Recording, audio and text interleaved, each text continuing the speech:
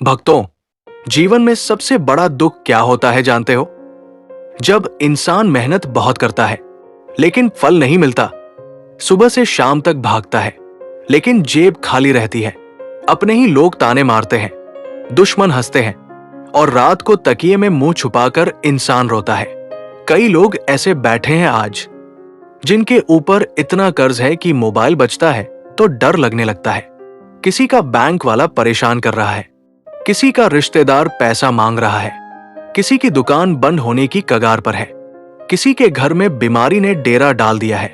और सबसे बड़ा दुख, जब इंसान मंदिर जाता है तो आंखों से आंसू गिरते हैं और दिल से सिर्फ एक आवाज आती है, भोलेनाथ अब आप ही बचा लो।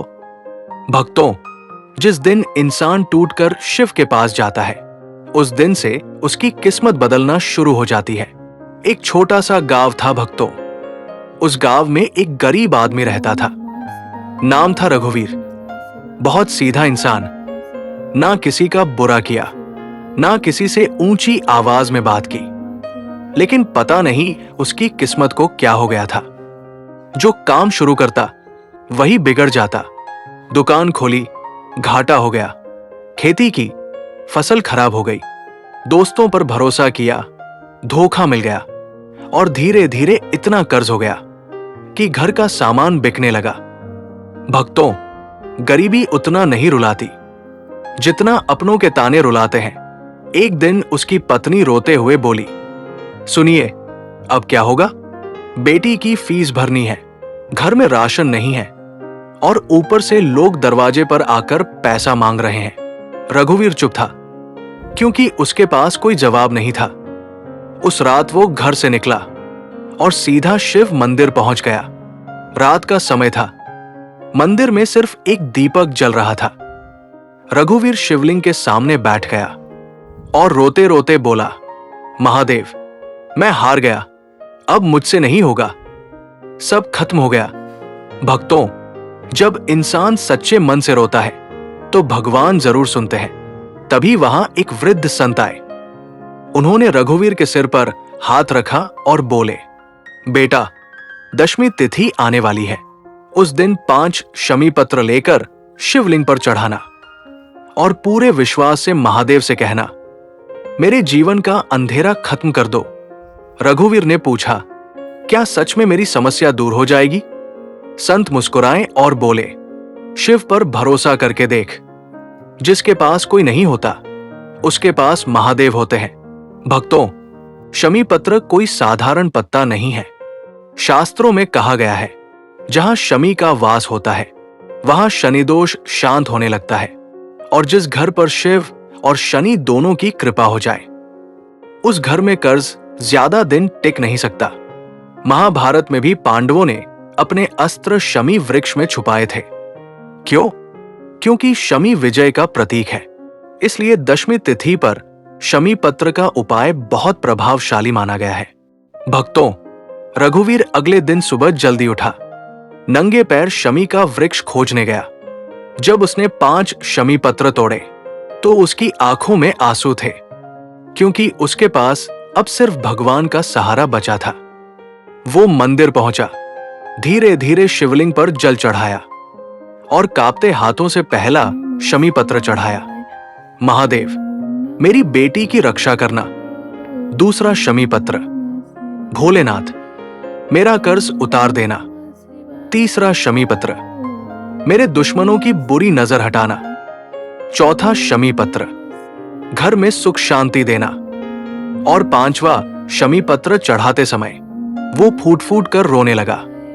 भक्तों, महादेव पत्थर नहीं है, वो भाव के भूखे हैं। कहते हैं, उसी शाम अचानक एक पुराना दोस्त रघुवीर के घर आया। उसने कहा, भाई, मुझे पता चला तुम परेशानी में हो, ये थोड़े पैसे रख लो। भक्तों, धीरे धीरे उसके बंद काम खुलने लगे, दुकान चल पड़ी, कर्ज उतरने लगा और जो लोग उसका मजाक उड़ाते थे वही लोग सम्मान करने लगे। क्यों? क्योंकि जब महादेव कृपा करते हैं तो किस्मत बदलने में समय नहीं लगता। 12 मई दशमी तिथि का विशेष उपाय। भक्तों, अब मैं आपको वो उपाय बताने जा रहा हूं जो हजारों लोगों के जीवन में परिवर्तन ला चुका है। सुबह ब्रह्मा मुहूर्त या शाम प्रदोष काल में ये उपाय करें। आवश्यक सामग्री: 5 शमी पत्र, 1 लोटा जल, थोड़ा काला तिल, सफेद पुष्प, दीपक, बेलपत्र। उपाय करने के लिए सबसे पहले स्नान करें, साफ कपड़े पहने, फिर शिव मंदिर जाए। अगर मंदिर न जा सके तो घर में शिवलिंग के सामने बैठ जाए। अब एक लोटे में जल ले, उसमें काला तिल डालें और बोले ओम नमः शिवाय। इसके बाद धीरे धीरे जल शिवलिंग पर अर्पित करें। अब एक एक करके 5 शमी पत्र चढ़ाएं। 5 शमी पत्र का रहस्य: पहला शमी पत्र परिवार की सुख शांति के लिए, दूसरा शमी पत्र कर्ज मुक्ति के लिए, तीसरा शमी पत्र दुश्मनों और नकारात्मक शक्ति से रक्षा के लिए, चौथा शमी पत्र रुके हुए धन और कार्य सिद्धि के लिए, पांचवा शमी पत्र महादेव की विशेष कृपा पाने के लिए। हर शमी पत्र चढ़ाते समय बोले ओम शनैश्चराय नमः, ओम नमः शिवाय। भक्तों, याद रखना, भगवान को महंगे चढ़ावे नहीं चाहिए। अगर चाहिए तो सिर्फ सच्चा दिल चाहिए। जिस दिन इंसान सच्चे आंसू लेकर शिव के पास जाता है, उस दिन से उसकी जिंदगी बदलने लगती है। कई लोग सोचते हैं, क्या सिर्फ शमी पत्र चढ़ाने से सब बदल जाएगा? भक्तों, शमी पत्र में शक्ति नहीं होती, शक्ति आपके विश्वास में होती है। तो भक्तों, 12 मई दशमी तिथि को ये उपाय जरूर करना। हो सकता है आपकी बंद किस्मत खुल जाए, पुराना कर्ज उतर जाए, दुश्मन शांत हो जाए और घर में सुख शांति आ जाए। भक्तों, आज का ये सत्संग सुनने के बाद अगर आपकी आंखों में एक भी आंसू आया हो, अगर आपको लगा हो कि हाँ, महादेव अभी भी मेरे साथ है, तो समझ लेना भोलेनाथ ने आपको यहां किसी कारण से भेजा है, क्योंकि बिना शिव इच्छा के कोई भी शिव कथा नहीं सुन पाता। भक्तों, दुनिया आपको छोड़ सकती है, अपने लोग बदल सकते हैं, लेकिन महादेव कभी अपने भक्त का साथ नहीं छोड़ते। बस एक बार सच्चे दिल से उन्हें पुकार कर देखो, सूखी किस्मत भी फिर से खिल उठेगी। और याद रखना, इस चैनल पर आपको सिर्फ कहानी नहीं, बल्कि ऐसे दिव्य उपाय और सत्संग मिलेंगे जो टूटे हुए इंसान को भी फिर से जीना सिखा दे। आने वाले दिनों में मैं आपको ऐसे गुप्त उपाय बताने वाला हूं जो शास्त्रों में छुपे हुए हैं, जिन्हें बहुत कम लोग जानते हैं और जिनके प्रभाव से हजारों लोगों का जीवन बदला है।